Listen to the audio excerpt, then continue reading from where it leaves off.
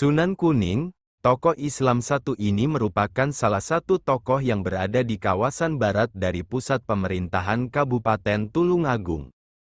Masyarakat luas menyebutnya dengan sebutan Makam Sunan Kuning.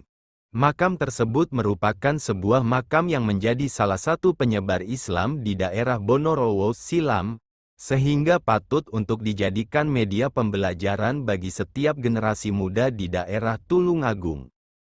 Kiai Haji Zainal Abidin nyantri di Ponorogo, banyak mendapat cibiran dari masyarakat. Selain Kiai Haji Hasan Mimbar, ada lagi makam tokoh ulama penyebar agama Islam di Tulungagung, yang juga menjadi jujugan peziarah, yakni Makam Zainal Abidin atau yang biasa disebut Sunan Kuning, yang dimakamkan di Dusun Kerajaan, Desa Macanbang, Kecamatan Gondang. Selama menjalankan tugas, banyak halangan yang dihadapi. Makam Sunan Kuning memang sudah menjadi salah satu tempat yang ramai diziarahi, terutama di malam Jumat Legi. Tak hanya dari Tulungagung dan sekitarnya, tetapi juga dari Jawa Tengah dan Jawa Barat. Maklum, Zainal Abidin konon berasal dari Jawa Tengah, namun hingga kini kejelasan tentang asal-usul masih simpang siur. Termasuk keberadaan masjid yang kini masih kokoh berdiri. Apakah benar-benar peninggalan Zainal Abidin atau Tiban? Tiban, menurut kepercayaan orang Jawa, mendadak berdiri atau terbentuk tanpa ada yang membangun. Jelasnya, pembangunannya tak lagi menggunakan tenaga manusia, melainkan bantuan makhluk-makhluk halus. Zainal Abidin diyakini menginjakan kaki di Tulungagung sekitar tahun 1727 silam.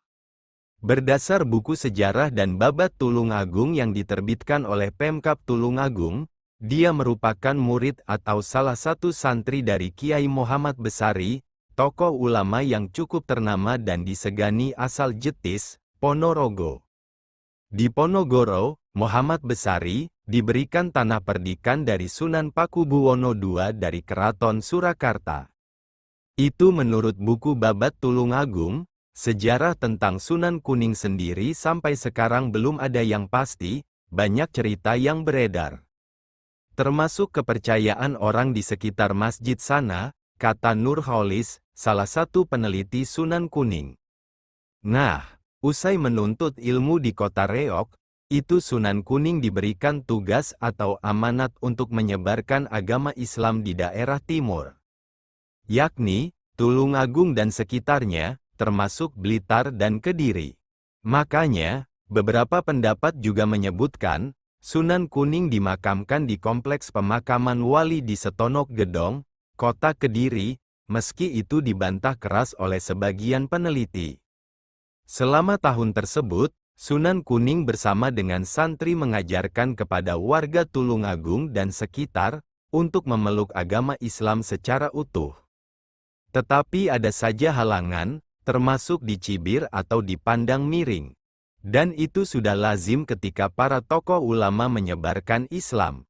Karena sebelumnya ada ajaran yang pernah dianut selama berpuluh-puluh tahun, tegasnya.